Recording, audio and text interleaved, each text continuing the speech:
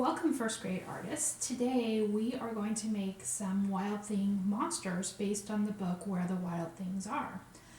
My friend here, Hunter, is coming here to help us with this project. Now I want you guys to look at Hunter for a minute and look at all the different textures that you see in his skin here. So we see this texture here and on his back. And so what we want to do is when we draw our wild things, we want to incorporate the kind of textures that you would see on a reptile. So that's what we're going to go ahead and do. Now the monsters aren't going to look exactly like the monsters in the Wild Things, but they're going to be inspirations. So if we take a look, Hunter, can I put that down? Thank you. So there's a picture from one of the creatures in the Wild Things. As you can see, there's a whole bunch of different textures here. So here you see the scaling effect, which you can actually see on my friend Hunter there.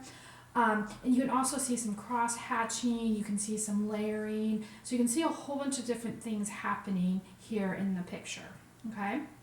So there's one example there. Here's another example that I did here. And again, it doesn't quite look like a wild thing, but we see that we have some of the different textures here. We have some circles. We're experimenting with some different lines and patterns. So that's what we're going to go ahead and do, okay? So let's go ahead and get started. So for this project, what you're going to need is a piece of paper. And Hunter, can I just squeeze that in there? Kind of? Okay, here we go. So what you're going to need is a piece of paper like this. And remember, Miss Tanner talked about how she wants you to use the whole paper. So you guys tend to draw really small, but I really do want you guys to use like the whole paper. So, thank you, Hunter. He wants us to get started, so he's moving out of the way for us. So the first thing you want to do is you want to draw the body, and I'm going to make my monster kind of big and hefty here. So I'm going to go ahead, and I'm just going to do like a general like oval shape. Let's make a really fat monster. So I have my big circle there for his big pot belly. And I'm going to go ahead and add some legs. And remember, we don't do stick legs. So I'm going to come down and I'm going to do a line. And then I'm going to come out and do a line. And then maybe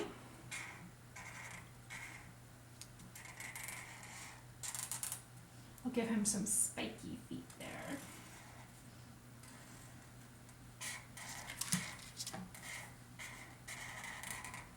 Then we go ahead and we have his legs. And I don't want a naked monster, right? So what I'm going to do is I'm going to go ahead and give him a pant line there. Okay? So then I have his basic body there. And then what does he need? He needs what, friends? He's going to need some arms. And so you could have your arms up, down combination. So I'm going to do one of his arms up.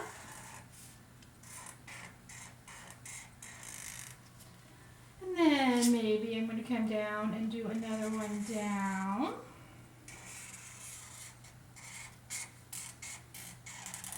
Okay, so now I'm going to go ahead and give him his head. So let's go ahead and add his head shape there. And what I'm going to do is, and you can do one eye, two eyes, three eyes. It does not have to be a traditional monster here. So I'm going to give him big eyes. And remember, we talked about pupil placement. So if you want him looking down or to the side, I'm going to have him looking big and surprised. So I'm really going to put in those pupils. And then I'm going to give him this red nose. And then I'm going to go ahead.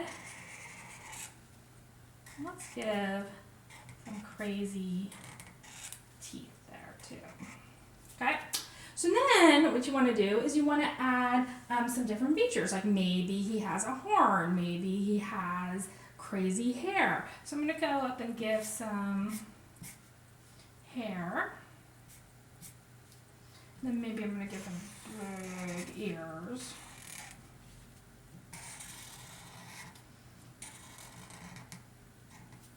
That's my funny looking crazy monster there.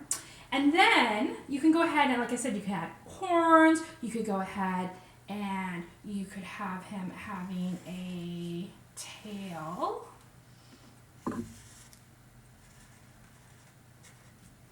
Like so. And whatever you want to do is basically your imagination. So now this is okay. This is a basic outline here. But what I want to do is I want to add some different textures. So using my friend over there, what I'm going to do is I'm going to do a scaling effect. And so basically what you do here is you start off with, you can do like more of a triangular shape, or you can do more of a circular. So if I did more of a triangular shape, what I'm doing is I'm building triangles on top of each other. And that's giving me that scaling effect, which of course I would go ahead and I would do on the whole thing here, okay? Here you can do other things, like for example, maybe you want to do some circles.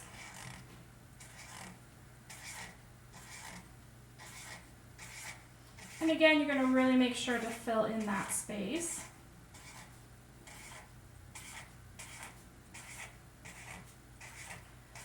And just pretend that I went ahead and I went and did the circles there. Okay, so now what you can do is you can also, remember a ruler is a really good tool too.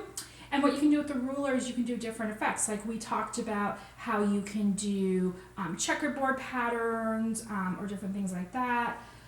Or you could do some diamonds. So if I want to do like a diamond pattern, what I could do, and I'm going to switch to my thin Sharpie for this one here, is you do diagonals one way.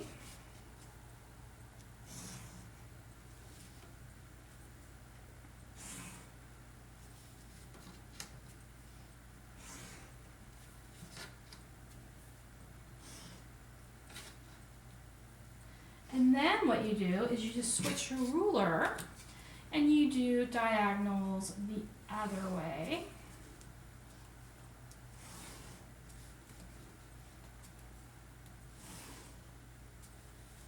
And that gives you a nice, as you can kind of see, a nice diamond pattern here. Okay, and remember, use a ruler when your intention is to do a straight line. You can also do different lines, like we have talked about, like zigzags and different things like that. You can also go back in a pattern, for example, and you can like go back and you can add little dots to kind of fill in some of those spaces. Just kind of build on what you're doing there. And then remember I showed you how, like, if you wanted to do like a checkered board pattern, you could make some lines. And I won't do the whole tail, but you can see that, remember when we do checkerboard, is that, remember, we color in one area, we skip. I'm going to switch to the thicker Sharpie because that will go faster. Remember, Miss Tanner says use the right tool for the right job. And then remember, I wouldn't color in there because I'm skipping, so I'd come over there.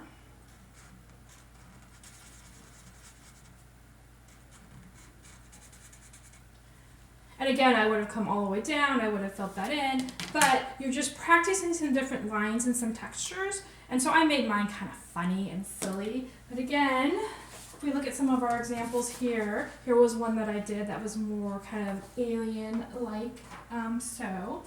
And then also I showed you at the beginning, oh, it's at the bottom.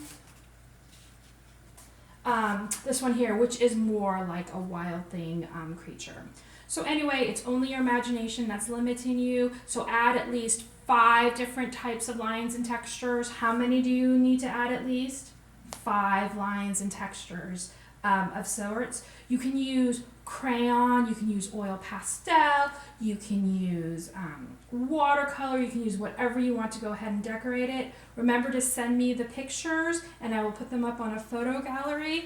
And my friend here, Hunter, wants to say thank you so much for watching the video, and he really looks forward to seeing your amazing art. Have a great day, guys.